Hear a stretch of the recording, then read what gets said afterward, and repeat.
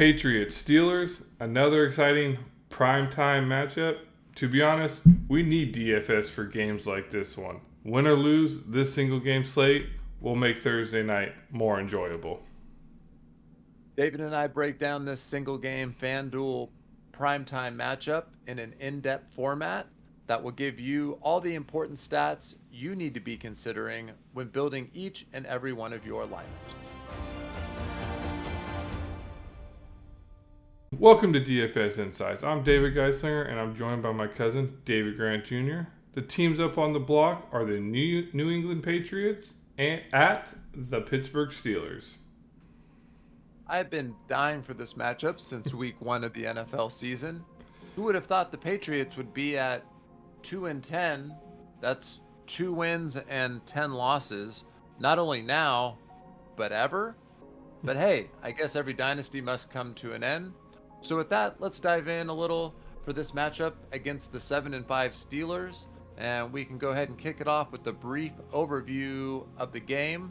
And DP, how do you see this matchup here with the 2-10 Patriots facing off against a still live for the playoffs 7-5 Steelers? I see I get a little bit of extra sleep on Thursday night. No, but 2-10 Patriots. I mean, that's a solid 2-10. They haven't been, performing well at all. Last 3 games, I mean, while they're holding, other teams below 10 points, 10 or below, excuse me.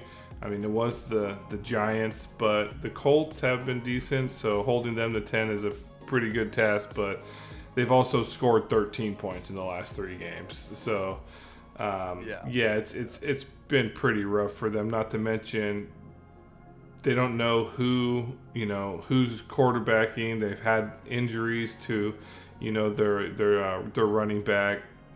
So this game, to be honest, at least from a New England perspective, is going to be rush. It seems like they do run the ball quite a bit. Almost 40% of their plays are running, and I think that's due to their terrible quarterback play. And you can clearly see passing 49. I think that's the lowest I've seen here at a 49.4 rating, passing rating, and it's been pretty abysmal. Steelers are definitely being held together by their defense. Their defense is, pretty strong. Their offense has been miserable. They did just fire their offensive coach, I think 2 games ago. So last game, it seems they have a little bit of glimmer of hope in their offensive play, but then lo and behold, their quarterback's now out. He hurt his ankle. That he was dealing with an ankle injury. Now he's out. We'll get into his replacement, the good old Mitch Trubisky, but he did so well on the Bears. So Steelers are favored in this matchup. So I just think, hey, I'm gonna throw in a few lineups just so I'm entertained, just so I have something to do, because to be honest, I don't see this being an exciting game. Yeah, for sure. And it's always tough, when one of the teams are out of the playoff hunt, even mathematically, and then the other team, is still alive. It's just tough to know what Patriot team to seed, regardless of the injuries and everything. But now, are they going to start playing? Are guys going to get more snaps that usually don't, so that they can see who they have for next year type of stuff? And it's just from a fantasy perspective, just hard to, determine how many snaps each one of these people on the Patriots side are going to be getting. Yeah, that's going to come into play too now that we're in week 14. Going on with, especially with, this team, Carolina, teams that are just, like you said, mathematically out of it. So why not give these, looking at fantasy, these $5,000 players a shot? And, obviously there's a lot of value there for fantasy, but, you got to pick them right. And hopefully we're here to break it down so that we can provide the best information for you guys, to our audience, so that way, we have a chance. We all have a chance at hitting that money, 100K. So I don't have too much other to say about the game, overview. If you want to throw in some things. I was just going to mention, since you and I are going to be transitioning and doing NBA as well, at the end of the season with NBA, I will never forget, this was 3-4 years ago, the NBA Heat, they were already in the playoffs, so they rested their top 7 guys, and literally in the optimal lineup were the people who never played. They all got 30 plus minutes, the bench warmers, and it was because it was the end of the season, playoffs were clinched, so the other guys were getting run while the main guys got rest. And this is where some of that preseason, going back and looking at some preseason games, seeing who's been called up from the practice squad, do a little bit more in-depth analysis on your own, if that's something you'd like. If this is a game you're looking to target, would be smart to do. Clearly Pittsburgh is going to play the guys. They're looking for a victory, but the Patriots don't care one way. Like I said, they don't care one way or the other. Every guy wants to go out there and win, but you get what I'm saying. The Patriots is where some value is going to be found, and if you're doing an all-game slate. But anyway, enough of that. We could hop over to the player analysis, which should be a little interesting as we start with the quarterbacks. And interesting is a strong word. I know, right? I mean, this is just a nightmare, to be honest. I feel bad for Kenny Pickett. It seemed like he started the year off. I mean, not looking by his numbers very strong, but the hype behind him seemed to be strong before the year started. And for him to get injured, and now for them to turn to Mitch Trubisky is, hey, I've seen Mitch. He has flashes of being really good, but then I've also seen him really bad. Not as bad as Zach Wilson, but I have seen bad. I was going to say at 13K, but at 15K, Trubisky is, I get it. He's the quarterback.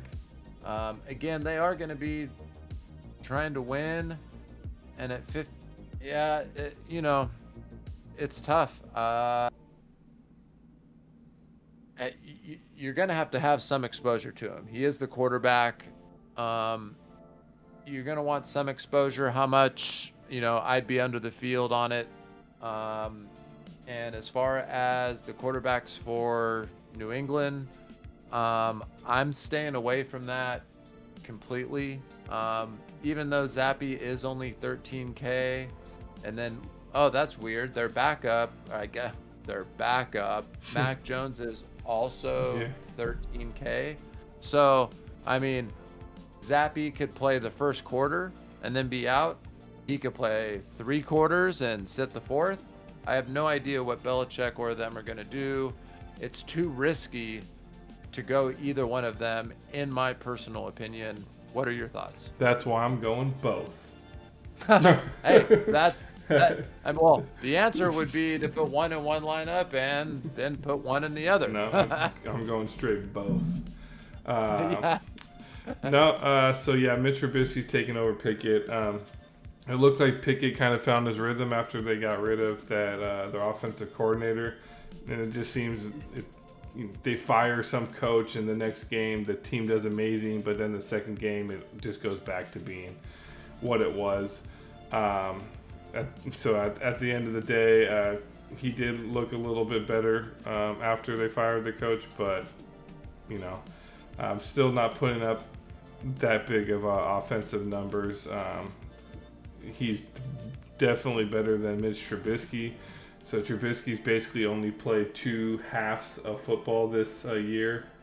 One the last time he played, besides this last previous game where he went in, and he did play against Arizona where Pickett went out. He had 1 touchdown and a fumble in the second half. That was against the Cardinals, which the Steelers lost horribly to the Cardinals.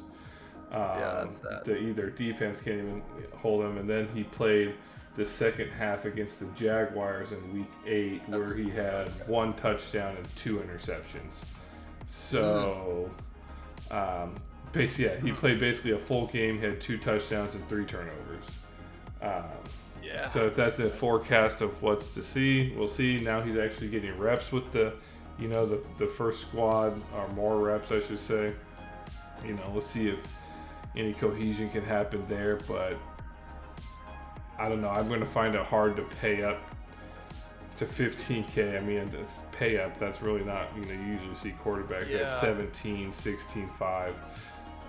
15K, it's low for a quarterback, but it's not low enough for Mitch Trubisky, in my opinion.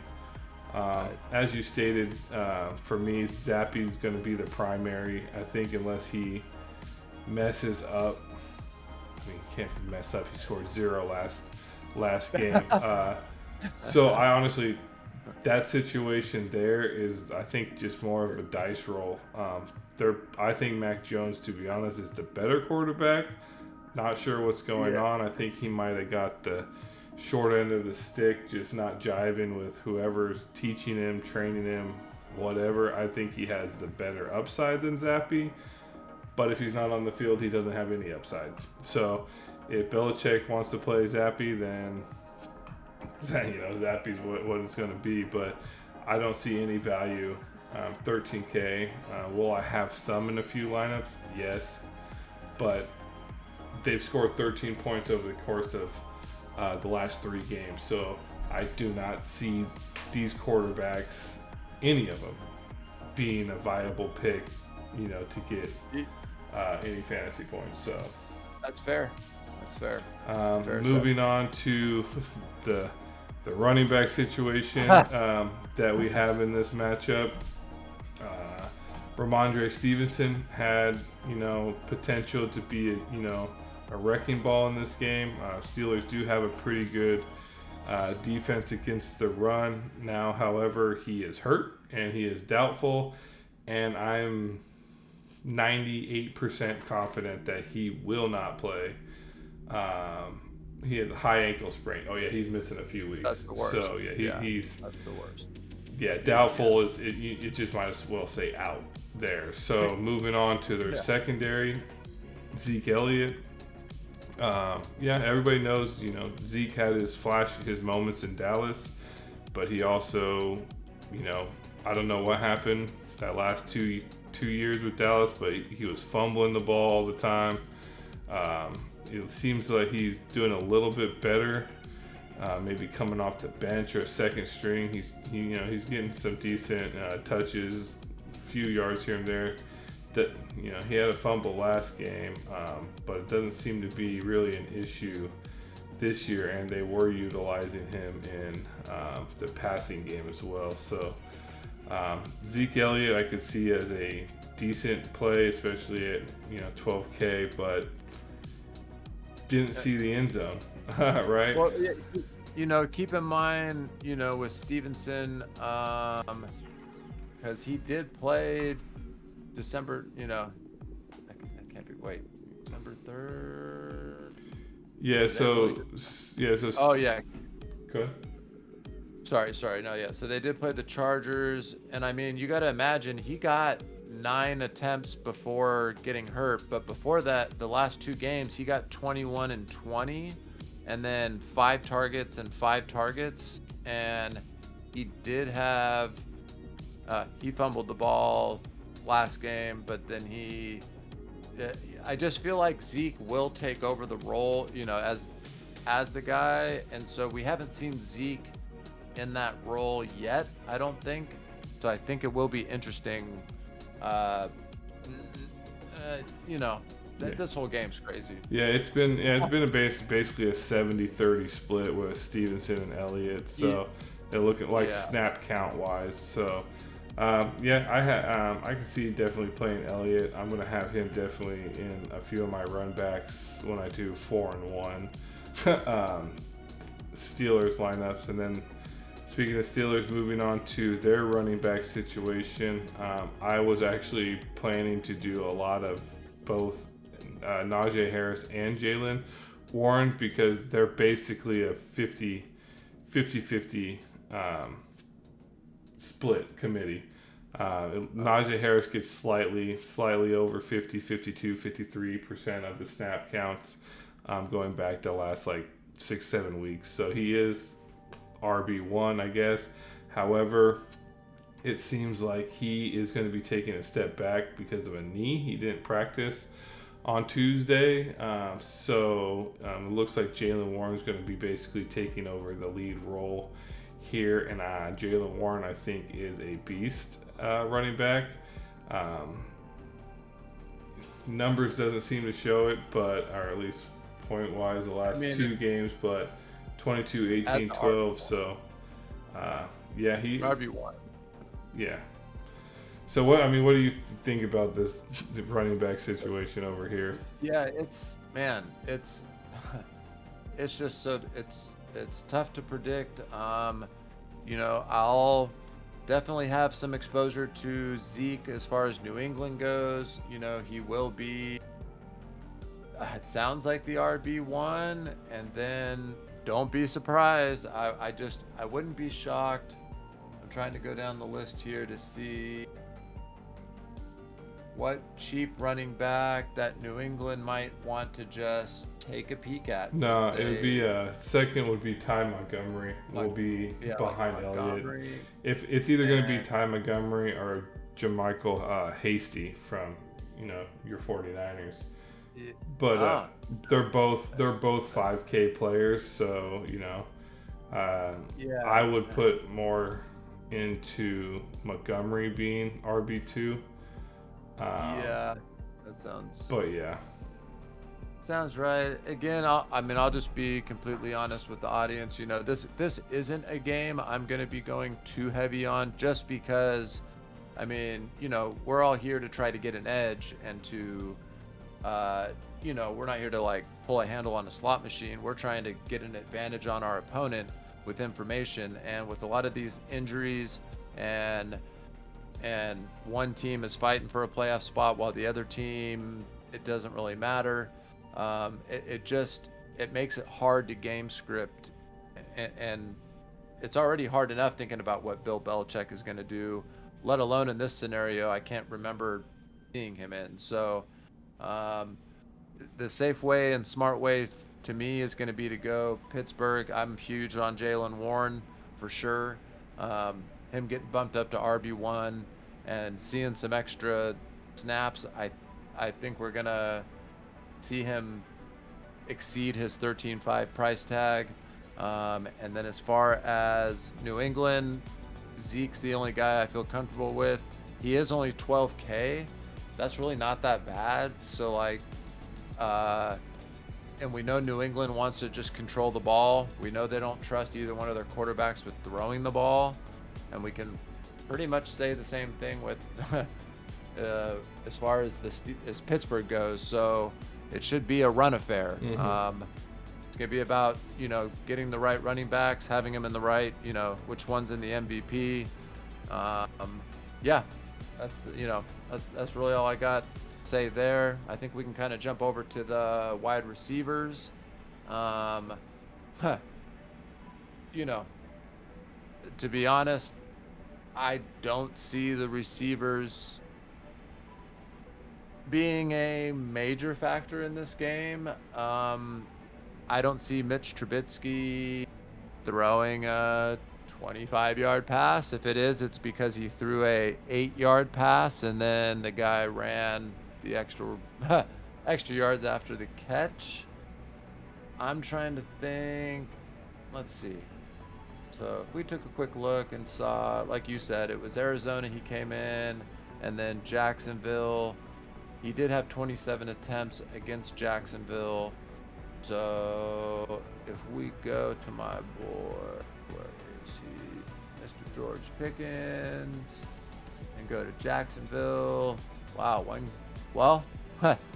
he did get a touchdown. I was like, man, 1 for 5, that's rough, but it was for a touchdown, so that's good. He was 4 for 5 last game, so at least it sounds like Trubisky feels good throwing to him. So, George Pickens at 11K. That's going to be a solid play. Deontay Johnson, he went 4 for 5 with the touchdown. And then when they played the Jaguars, dude, he had 14 targets. He went 8 for 14. Okay, so yeah, definitely have some exposure there. I'm now rethinking some of my lineups, to be honest. Yeah, it'll be interesting. So definitely have some exposure to the two of them. I still see this being the over-under on this game, I believe, is 30. I still see it being the under. I still see it being more of a field goal fest. Not even a fest. A couple of field goals here, a couple of field goals there. Maybe, a touchdown by Pittsburgh. As far as New England's, who they're throwing to, the wide receivers,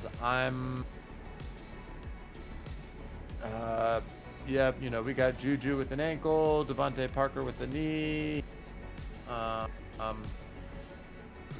Limited, a lot. Yeah, it's just tough, man. On a short week and a game that doesn't matter, it's just really tough to go there. What are your thoughts on these receivers here on the squads? New England's pretty rough. They're pretty much all banged up. Going over to the Steelers just to start off, Deontay Johnson. I think he is.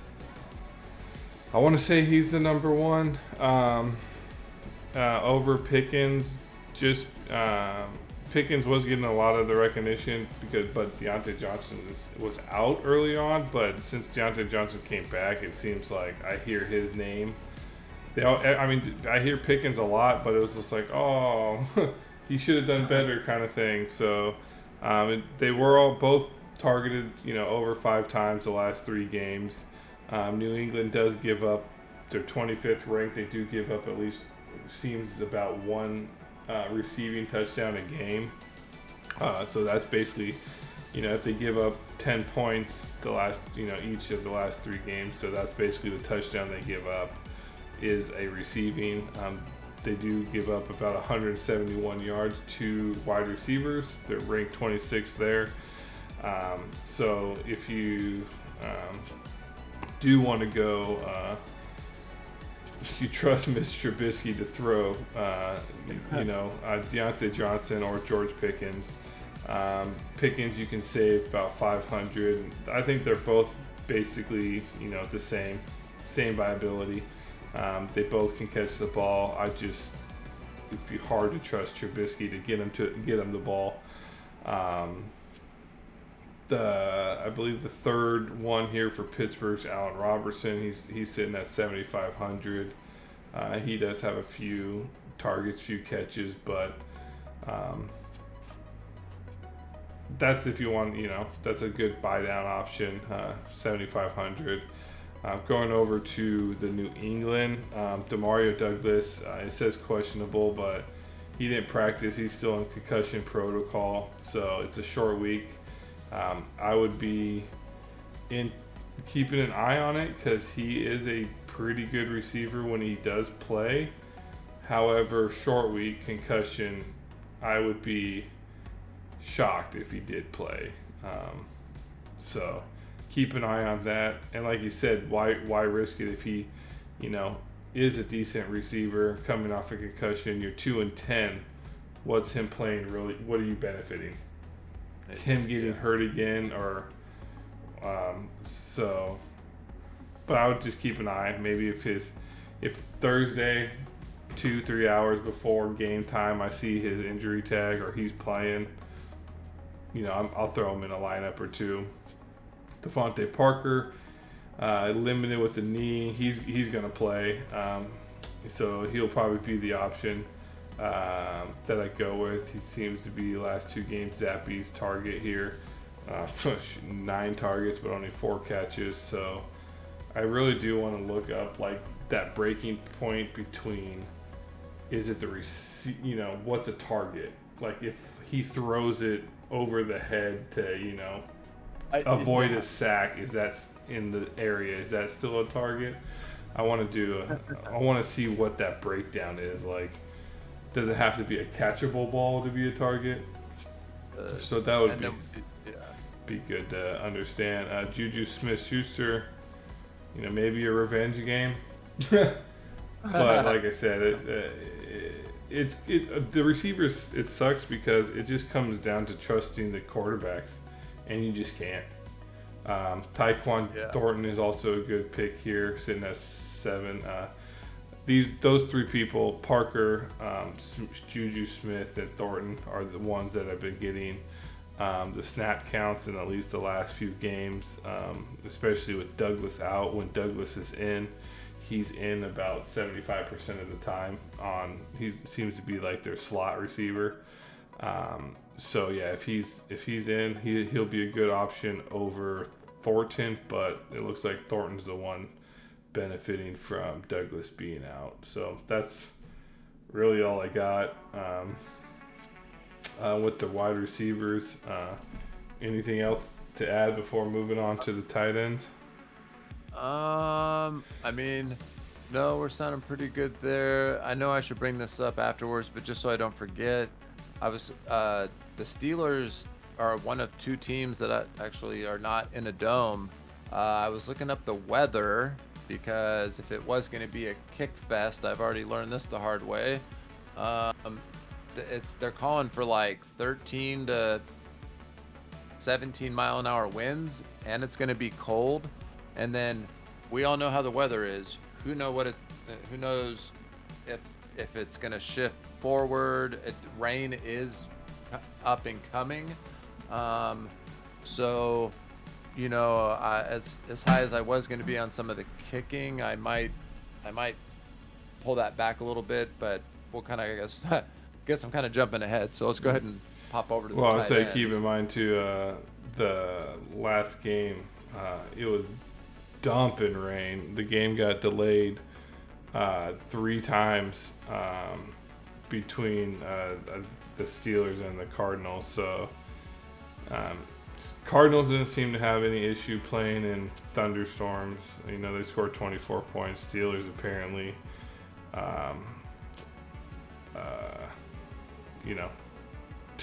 Yeah, and Boswell's a monster kicker. He's one of the best. It's just a matter of how many attempts. I was looking at the line. It doesn't seem like New England kicks many.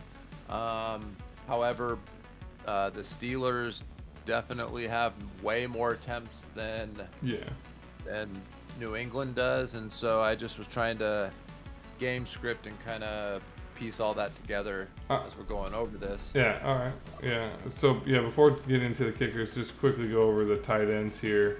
Freiermuth would be really the only tight end I see, viable with the Steelers. He is a pretty good pass catcher. I do have him in my year-long fantasy league. He made me nervous, in the beginning, few injuries, bad games, but looks like he came through. 120 yards, so on 9 catches, 11 targets, 5 targets. So he is viable, especially with Trubisky. Could be using him also as not like a one of those short passes in the middle, check down type of target. I believe Hunter Henry is the tight end here for New England. Yeah, I always remember him being pretty decent, but that was maybe a few years ago in the fantasy league. So it does seem like he gets targets, but it's just for minimal yards. He did end up coming away here with the touchdown, so that helped him out quite a bit. he did have. It looked like he started off the season really hot, but then just dwindled. I was thinking that too against Philly and Miami. Started off real nice, and then. So, but yeah, that's really all I have for the tight ends. Nothing too spectacular. Probably will prioritize Freiermuth in a few lineups as one of the kickers. Yeah, or one of the pass catchers. For sure, Freiermuth, however I'm butchering his last name, but he's definitely viable. Definitely, I'll have some exposure to him, and especially because of Trubisky coming in to play quarterback. I mean, it's just the tight end stuff is what builds confidence with the quarterback who's coming in, with the second string quarterback. I did pull up tight end 2 for New England, Mike Gesicki. He is getting a couple targets. I was just double checking to see if they were red zone-ish or not. Probably not so much, which means he's probably going to get 1 or 2 red zone targets since I'm saying that. He is 6,000. But yeah, the only viable one I see would definitely be the Steelers. So with that, we could just kind of hop over to defense, kickers, special teams in general. This might sound crazy, even though Pittsburgh, New England's more the one known for the defense. I just for some reason at home see the Steelers defense stepping up. I mean, this is a big game for them at 7-5. Their whole division is for the most part, they're all separated by like a game. It's a big game for them. And Steelers have a good defense. Is that what okay. Yeah. I knew they had a good defense. I thought that they were missing. Someone that was key or something. That could have been from a couple games before. I mean, yeah, TJ. Every time I turn on YouTube highlights and stuff, I see TJ Watt murdering someone, basically. not literally, but metaphorically on the football field. Yeah. So I will have some Steelers defense for sure. I'll have some exposure there. And mainly because of how bad I think New England's offense is. But they also do, as you mentioned, have a pretty solid defense. I don't see myself getting to New England's defense. I mean, they scored in double digits once, and that was against the Giants. And at 9,000, that just isn't going to cover it. I know that's a really broad stroke and an ignorant way to come up with my conclusion, but again, when the team's 2-8 and playing on the road against a legit team, it is what it is. And as far as the kickers, I'll definitely have some Chris Boswell. At first I thought I was going to have some Chad Ryland. After seeing the attempts though, 1-3, 1-1, 1-3, 1-1-1, it's like, again, at 8,500, it's a little bit more easier to stomach, but there just isn't, there's not that 17,500 Christian McCaffrey we have to worry about, and then followed by, Ayuk, who's 16,000, followed by, it seems like we can actually make some formidable lineups here with the injuries and the players that are given to us. And I mean, shoot, I've tried to build amazing lineups, and I'm still having plenty of salary left on the table.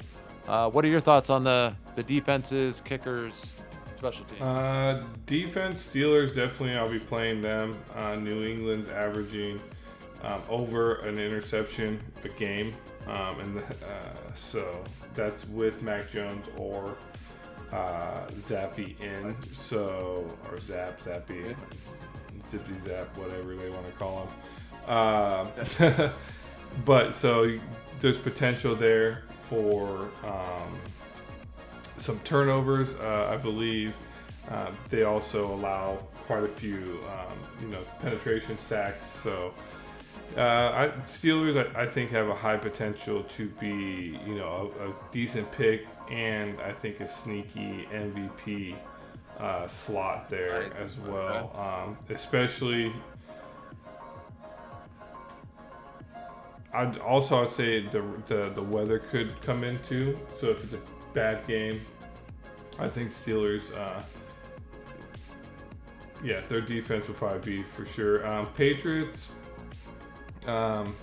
Pittsburgh doesn't give up too many sacks, and they also have been pretty clean throwing the ball. Haven't really given too many turnovers. However, it's no longer Pickett. It's Trubisky. And if you combine the two halves that he played, as I mentioned earlier in the podcast here, it basically amounts to 2 touchdowns, 3 turnovers. So does he get 1 turnover this game, 2 turnovers, 3 turnovers? So that's kind of, could be a viable pick there, a sneaky pick going with the Patriots, because if Trubisky fumbles or throws an interception,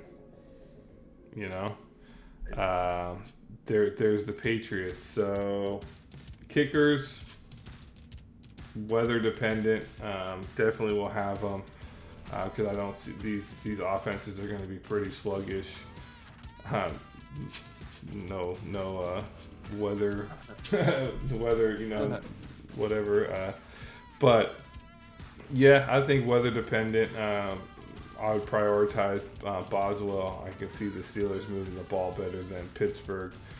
And like I said, Pittsburgh, I think they've only hit 1 field goal attempt the last extra point. So 1. Oh, he did get, there we go. 3 attempts, he missed. 1, 3, 1. Yeah. Not very high. So sorry to just seem to kind of be bummed out, but the player selection. I mean, this is, I think, the first time in a while I haven't seen a player over 15K, and then you got to even figure the top 5 players, 3 of them probably aren't playing. So, I mean, the first receiver price, sorry to kind of go off topic here, but the first receiver price for New England is at like 10.5. And that's if you include an injury guy. So if not, you go down to 9K. Like, that's insane. So yeah, that's wild. I when I'm thinking leaving 1,500, 2,000 on the table is like contrarian. Like, this one's gonna be like 7,000 on the table. Like, and you're still fine. So with that, speaking of lineups, let's move over to your lineup here, and I want to kind of hear, this first time I'm seeing it, and get your thought process and how you came up with this. Yeah, so I think it's going to be, as I mentioned, a run-heavy game. So an MVP, and with Warren getting more snaps, like you had mentioned, it seemed kind of like 50-50, kind of run. I'd say running back by committee. That usually implies a third, possibly fourth running back, but they had been splitting it. I see him getting, 70-30 to the other, to the whoever got promoted to RB2. So I really like Warren at the MVP. I'm going Trubisky at the flex, just in high hopes that he does something, I guess. I did realize I didn't really pair him up with a receiver, so I am considering taking out Ryland, the kicker for New England. And I seem to do this to you every podcast, but unfortunately, it's either going to be Pickens or Vermouth. I think what I'm going to do is just change him over to the tight end. As much as I want to go Pickens, that would zero out my salary and then could be a little more chalky. So by going the tight end, now I'm matching Trubisky up with someone he can throw the ball to. And I also like the 4-1 Pittsburgh with the 1 New England. Boswell, I am going to keep my eye on the weather just to be extra safe, but Boswell is one of the top kickers in the NFL. So, you know, I'm not. He can get the job done, and then, you know, with Zeke getting promoted up to RB1, we both know there is no quarterback on the roster on New England that is capable of throwing the football and doing anything except handing it off and saying, please run with the football. So, nice. There, I updated it for you. Thank you, sir. So, sorry, hey, it's just, it's been tough. It's been tough, and everybody's gonna know I updated it because my little computer's gonna make a ding sound in the podcast. So. Hey, that's all right. Hey, that's how we are. That's how real we are here on the pod. We're not afraid to make changes as we're doing this, and I'm not here to give out, bullshit BS lineups. And so, this still leaves 1,500 on the table. I think Zeke's still going to see a boatload of work, which is weird because if I have game script, Pittsburgh is going to be up, and so they might not be throwing the ball. I don't care what's going on. New England can't throw the ball. They're going to be handing it off and just seeing what happens. So that's kind of my thought process. I definitely, as you see here, I got Pittsburgh winning the game. What are your thoughts on the lineup? Yeah, tend to agree. Looking over it, kind of fairly. No, I was gonna say similar. No, we did go the same run back with New England with Elliott because I think we're both kind of game scripting a run heavy, and especially, I mean, I'm kind of specking run heavy, but yeah. But no, you're as far as your lineup, I'm worried about Trubisky for you. Hey. I mean, if based on my lineup, I hope he does well, but not well enough. Like not too good. Like he needs. Well, yeah. No, hey, I'm with you. I don't have him at MVP, so I don't want him by any means being the highest. Yeah, Jaylen Warren's pretty nice. Like I like to see a running back up there. I think the 4-1 approach will be the most common, if I'm not mistaken. And I think, to be honest, it's going to go either way with Pittsburgh. And if you want to be, these contrarian and these large GBP ones, you're going to do a 4-1 New England one as well, because that's probably going to be very low owned. And sure. If it just so happens, like I'm going to probably have one just because any given Sunday that could happen. So you kind of want to cover all your bases and on that. But yeah, no, I like it. 1,500 left. I think that might be a little not too much, with these people. So I like it. But not going up to Pickens though is huge because most casuals, or if you're only making so many lineups, you're gonna want to go up to Pickens over Freiermuth, and it's like that's a big move there. So yeah, and so with that, I will show you that I went up to Pickens. I went with the Steelers defense MVP, basing on it's going to be a low scoring game. The over under is 30, like 30 points, and I clearly see that being under in this situation. Two terrible quarterbacks, potentially a rainy game. I mean, it's a recipe for 6-3, 6-0, whatever. Yeah. So defense, just by default, you start with 10, so you're already potentially going to be third, fourth highest, overall. So I'm hoping the Steelers, pick up a turnover or two and a few sacks just to put them the 13, 14, 15 point fantasy, because I clearly see that being probably the highest raw score point here, at least how I'm scripting it. I'm going 4-1 with the Steelers, so I'm going with Deontay Johnson and Pickens, just because New England is a little bit weaker on the passing. However, I expect them to get the target, the receptions, and the yards. I don't see them scoring a touchdown. And that's just because Trubisky, I don't trust him. So I'm really banking on, the half points for receptions and then the yards. Oh, okay. Right. And then if Trubisky can get them the ball, as long as they don't get a touchdown, he's not going to be. I didn't consider him because I don't think he's going to throw a touchdown, to be honest. He won't be in the lineup. I don't think he'll have enough yards to be considered. Jaylen Warren, I wanted to cover my bases, especially I think he, to me, is the better running back over Najee Harris, at least from what I've seen, the games I'm able to watch, and what Red Zone shows.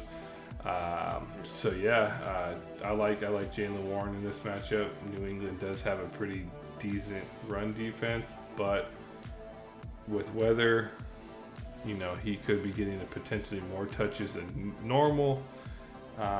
So there's always that, and obviously defenders can slip. He can slip too, but I like him running, and then Zeke Elliott, just because as much as it is, that's who I trust on New England more than anybody else. So, then that still leaves me with 2K left,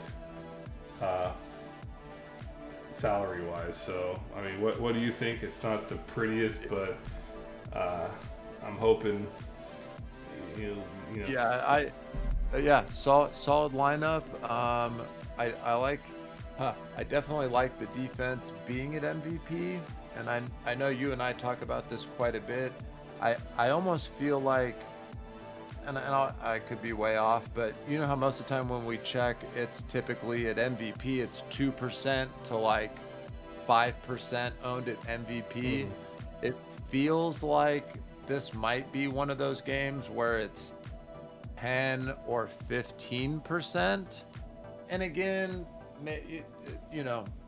really, I think only the people that are DFS pros and do this really daily are going to be making that move.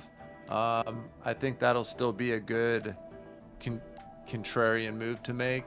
I'm a little fearful of, and this is going to seem crazy, but like going both receivers instead of like the kicker, like paying down, because if they're not scoring field goals and only so many attempts are going to be thrown and only so many are going to be caught, but you're really hoping that they don't score touchdowns, it's okay to do that with one of them.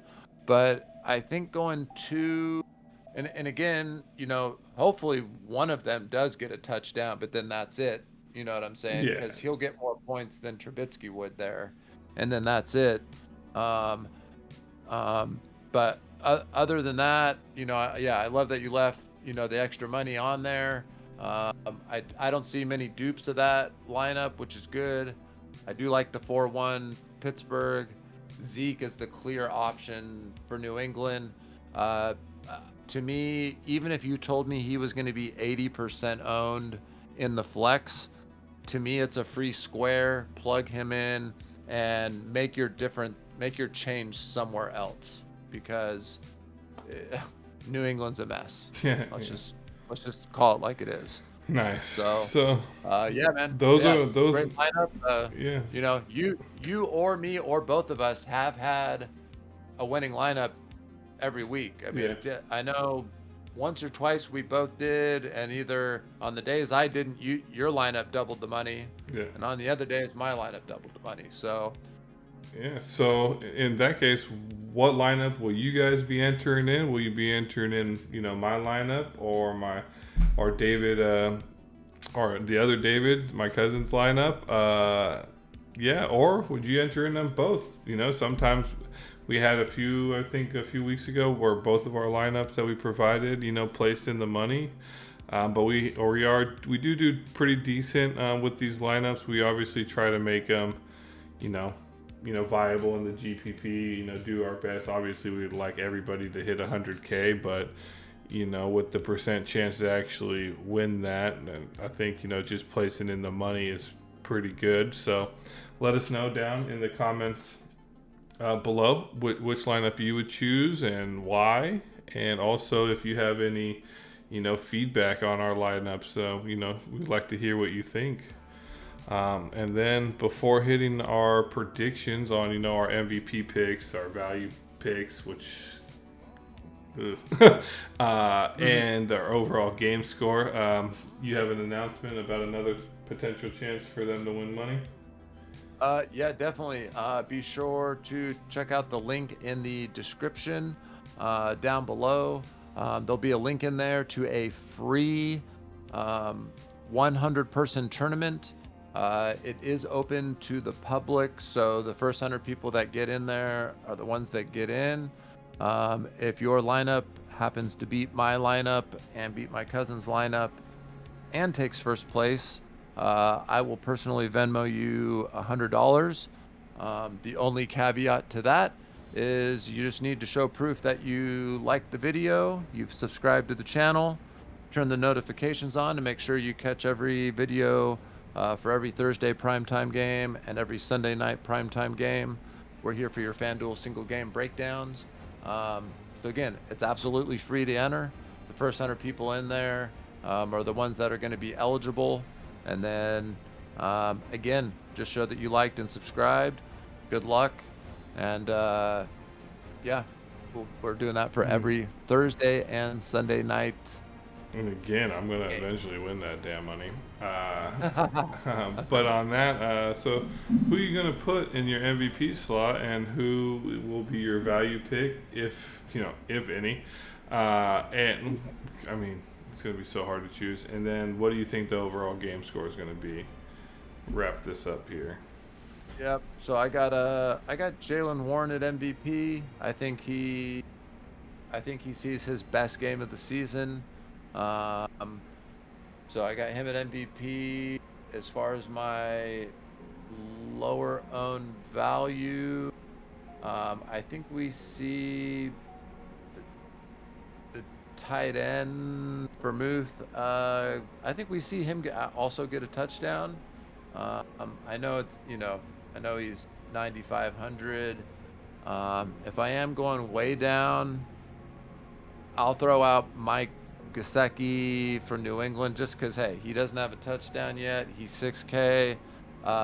Wouldn't be shocking. Some new guy has to score. So if I'm going down at a guy around 6K, I would go with him, the tight end for New England. And then the over-under for this game is 30 points. I would bet everything I own on the under. This game is not going to go over 30 points total. And I got the final score being... Man, that's even being gracious. Man, I'm going to go 17... Nope. I'm going to go...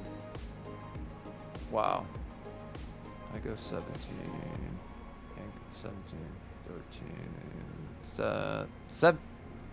How much did I say? Way under 17, 10, 17-10. Because I want Zeke to get a touchdown. I could see Zeke getting a TD.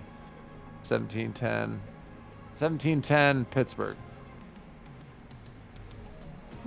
Assuming it doesn't rain. Nice. Moving on to my MVPs. I'm gonna second yours with the Jalen. No, yeah, no. I think Jaylen Warren will have probably the most, and then obviously I chose the Pittsburgh defense. I'm just basing that on ownership potential and things like that. I do think Steelers will have decent fantasy points, but I think Jaylen Warren will probably have slightly more. I don't see that much more. That's why I feel comfortable going with the Steelers in the MVP. Because typically with these single games, obviously the most raw points you want in there. However, you got to set yourself apart somehow. So, but yeah, I see Jalen Warren not by a lot. I do see Steelers defense being, and at least in the contention, top 3 for sure.